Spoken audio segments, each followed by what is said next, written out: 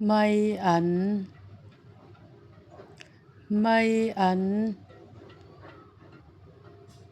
ấn trầm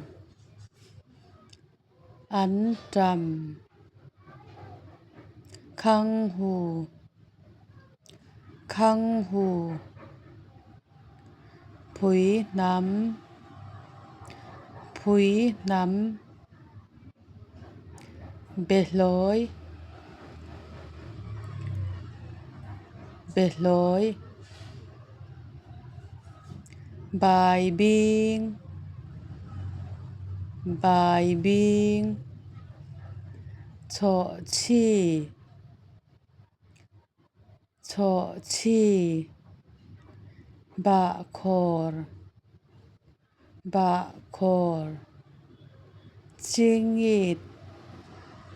chingit. Thank you.